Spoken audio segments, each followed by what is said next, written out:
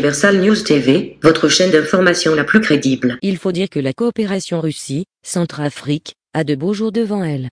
En fait, au-delà des aspects sécuritaires, la Russie est aussi engagée aux côtés de son partenaire centrafricain, sur le chemin de la reconstruction. En visite de travail en France, lors d'une interview, le président Touadéra est revenu sur les grands axes qui fondent sa coopération avec la Russie, et sur les futurs chantiers. Suivons maintenant l'intégralité de l'interview du président centrafricain, Archange Faustin Touadéra, sur le plateau d'une télévision russe. Suivons. Où son président, le professeur Faustin Archange Touadéra, nous reçoit en exclusivité.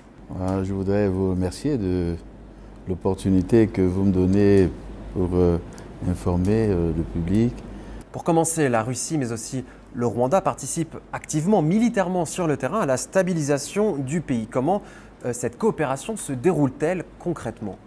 En fait, pour répondre à votre question, je voudrais tout d'abord remercier la Fédération de Russie et le Rwanda qui ont accepté sur notre demande de venir nous appuyer dans le cadre de la contre-offensive contre les rebelles de la CPC qui, comme vous le savez, bien avant le 13 janvier, il y a eu une action de la coalition des Patriotes pour le changement.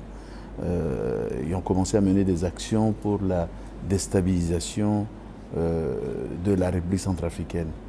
Et nous avons estimé qu'il était urgent de demander le soutien des pays amis, notamment la Fédération de Russie et le Rwanda, ont accepté de nous appuyer dans cette contre-offensive pour protéger les institutions et protéger aussi le peuple centrafricain.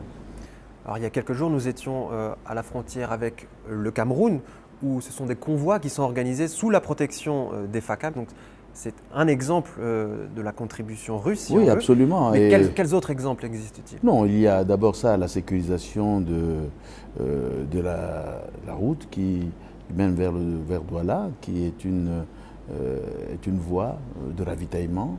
Et dans leur stratégie... Une voie très importante, si j'ai cru comprendre. Très très importante pour l'économie de la République centrafricaine. Et donc, dans leur stratégie, la CPC a voulu donc asphyxier la République centrafricaine en bloquant cette voie de communication très importante.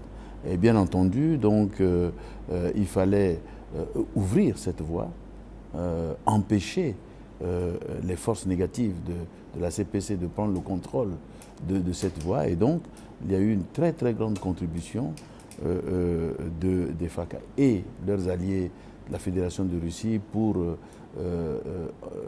sécuriser les véhicules, sécuriser la voie, pour que vraiment la circulation, le trafic se rétablisse sur cette voie qui va desservir donc la République centrafricaine et la capitale Bangui.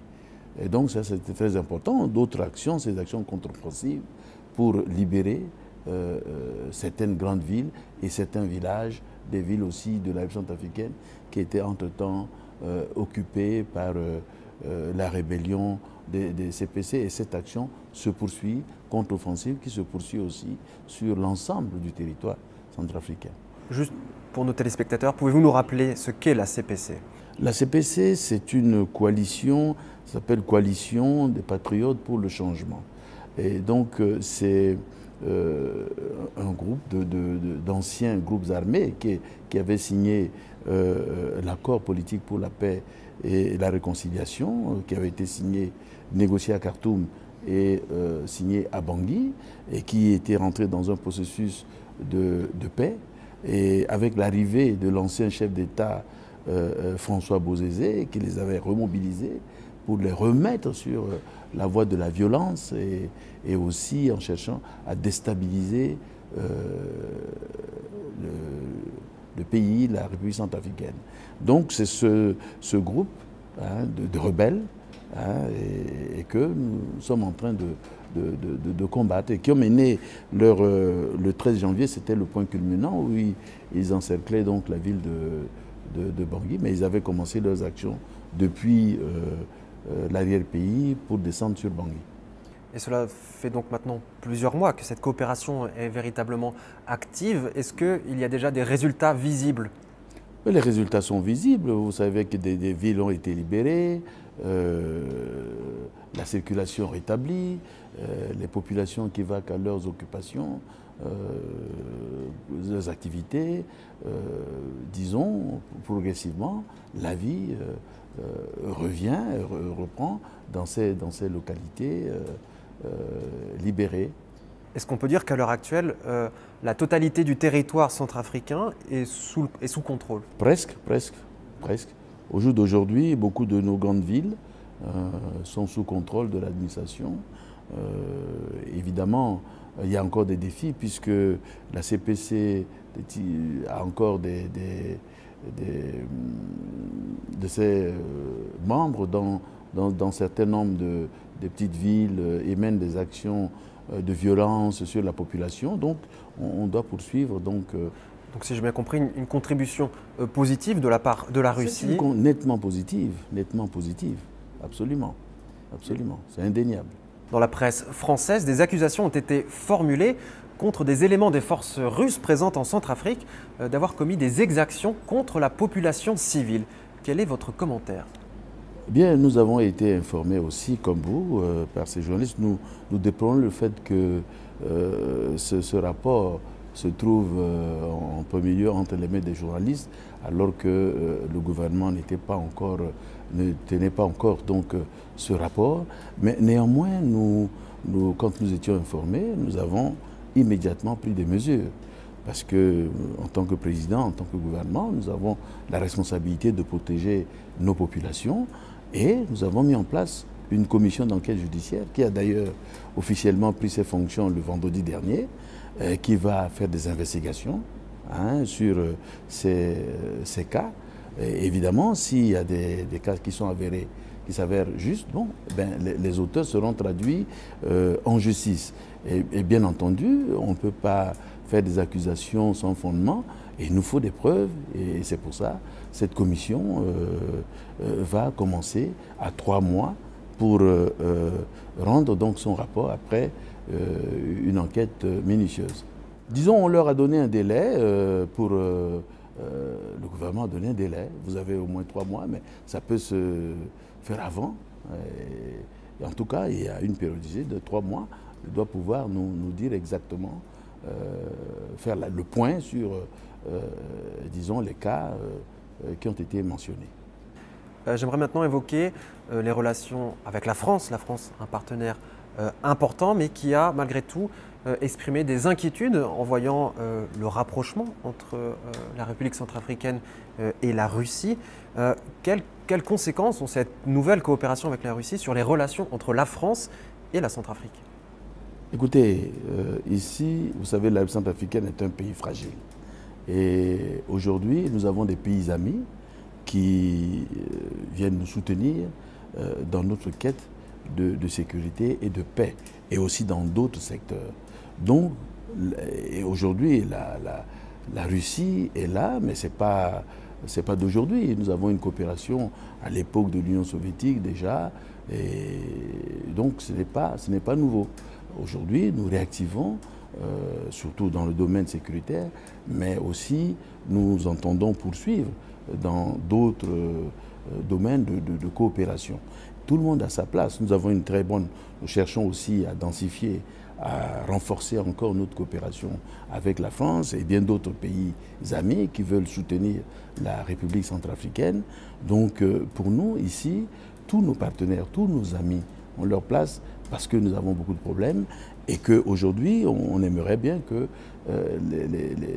nos partenaires ici travaillent en toute complémentarité, nous appuient à résoudre nos problèmes. Donc je ne vois pas de conflit par rapport à la présence de la Fédération de Russie, qui est des conflits avec la France. Bien au contraire, nous cherchons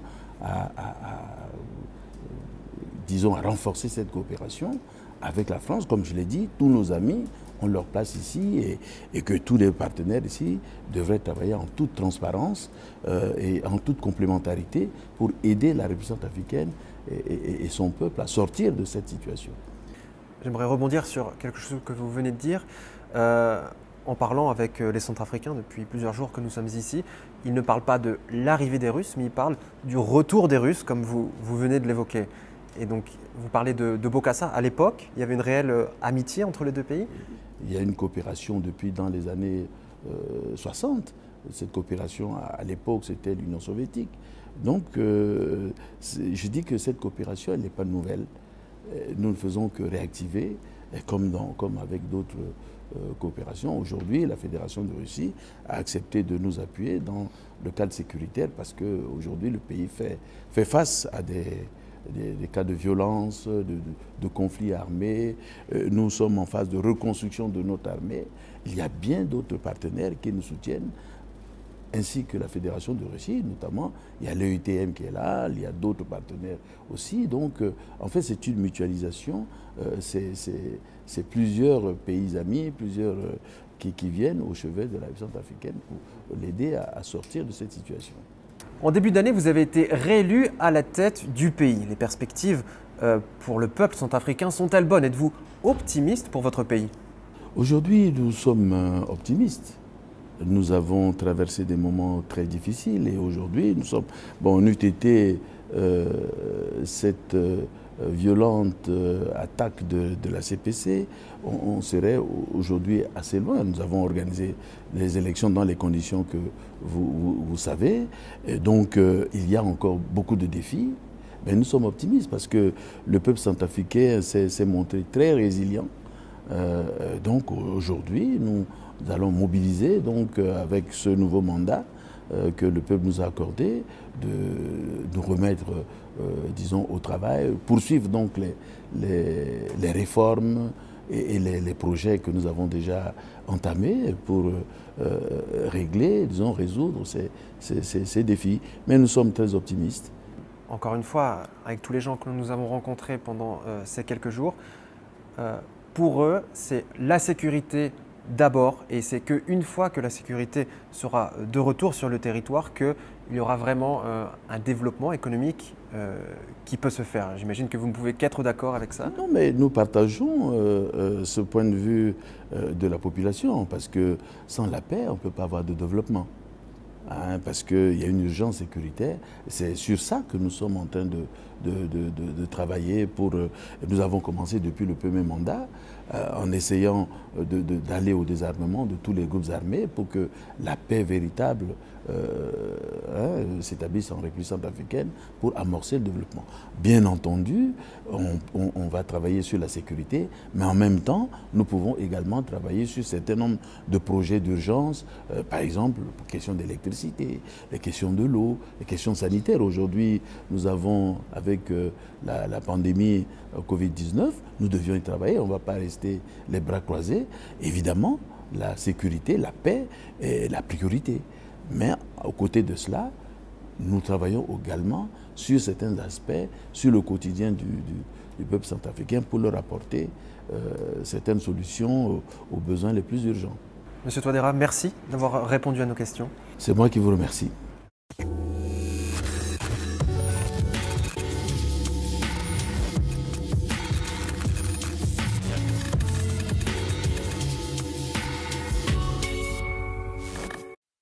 Engagée sur le chemin de la reconstruction, la République centrafricaine fait toujours face à l'action des groupes armés qui constituent une menace permanente pour sa stabilité.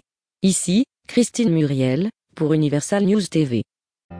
Merci de suivre Universal News TV sur YouTube. Nous vous rassurons que les informations que nous diffusons au quotidien sont suffisamment crédibles. Alors, n'hésitez pas à liker la vidéo si elle vous plaît, et si vous êtes nouveau sur la chaîne. N'oubliez pas de vous abonner et d'activer la cloche de notification pour ne pas rater nos prochaines vidéos.